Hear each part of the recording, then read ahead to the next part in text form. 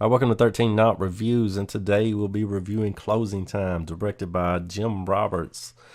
Clocks in at around 76 minutes long, and took about 3.5 years to make, on a $1,500 to $2,000 budget.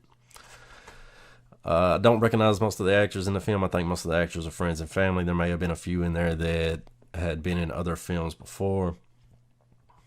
The synopsis on this film is: convinced his father's death was not an accident, Eddie sets out to find the killer with the help of his cohorts. They cut a path of violent revenge, but soon awaken supernatural forces that are determined to destroy them all. I mean, that's basically what it is. What happens at the first of the film? You see a car wreck, and the son is not convinced that his father's death was an accident. He thinks somebody ran him off the road, and he's determined to find out who the fuck ran my goddamn father off the fucking road. So he goes out and finds possible suspects.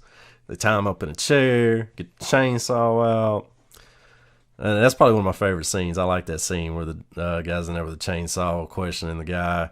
Ends up killing the dude, and he comes out the door with the other two people waiting outside. And they're like, well, he didn't do it. So they killed the dude for no reason, I guess.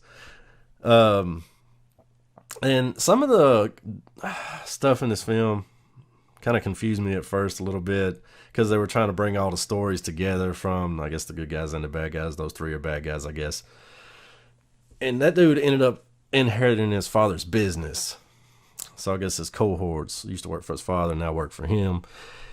And they end up going to this cowboy boot store to collect money that is owed to them from that store, which happens to be on an Indian burial ground where a massacre happened, where people were raped and murdered, and a shaman had put a curse on it.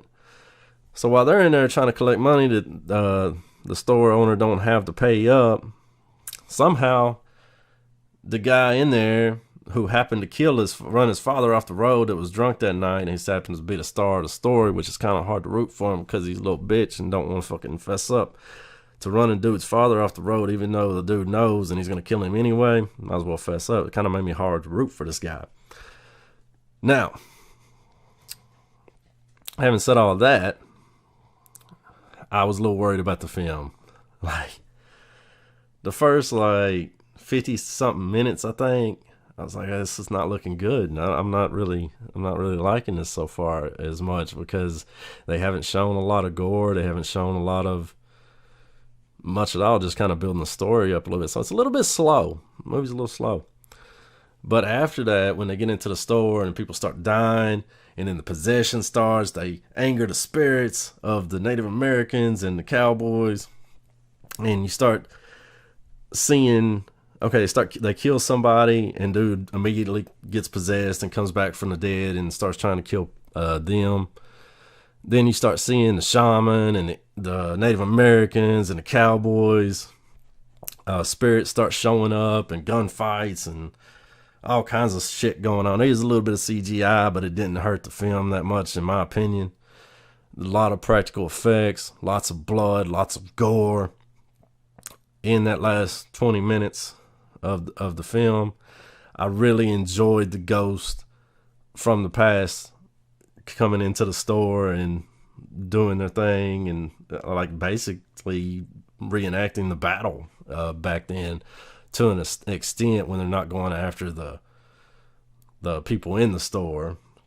From what I got out of it, I mean, there's some cool kills with some hammers, some axes, and gunfire.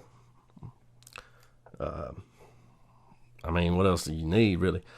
I mean, you're not gonna get no. I don't remember any nudity in the film. I didn't really need it. I mean, on a budget of $2,000, $1,500, $2,000, man, unless somebody's really fucking cool and wants to do nudity in your film, I don't think that's in the budget. But the one thing I could say that I maybe didn't like about the film as much, and I mean, trying to say something negative at all about the film is hard for me because I really did enjoy it. But maybe that could have been a little more risky with the dialogue. The dialogue may have been a little bland, I guess, if that's something you can complain about. I think overall the actors did pretty good, especially for people that hasn't acted before. There may have been a couple of people in the film that did act.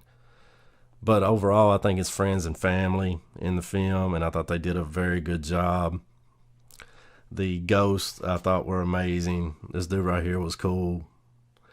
And you can see, I guess, that one right there. But that dude was cool right there beside him. Very cool effects, very cool makeup to bring the ghost to life. I haven't seen many films that bring Native Americans back from the dead, especially on a $1,500 to $2,000 budget. So this film is definitely worth checking out. I think you have to hit up Jim Roberts on his Facebook page. That's what I had to do. I think they're about $14. I don't know how limited it is. There is a Blu-ray as well. I think they're probably both DVD-R and BD-R. Now with the DVD, I'm sure you get these with the Blu-ray as well. You get these signed pictures from, I guess, the effects artist, special effects. This is one of the people that come back from the dead to get shot, and there's that cool looking motherfucker right there. One of my favorite characters in the film, though, I think was one of the bad guys, and he was the one that with the chainsaw and stuff at the first. I liked him a lot. No character really jumped out at me too much, but it was nice to see a Western style indie film made on this level, a budget that to be that good. So go check it out. That's all I got for you. I appreciate you hanging with me. Y'all come back and hang again sometime.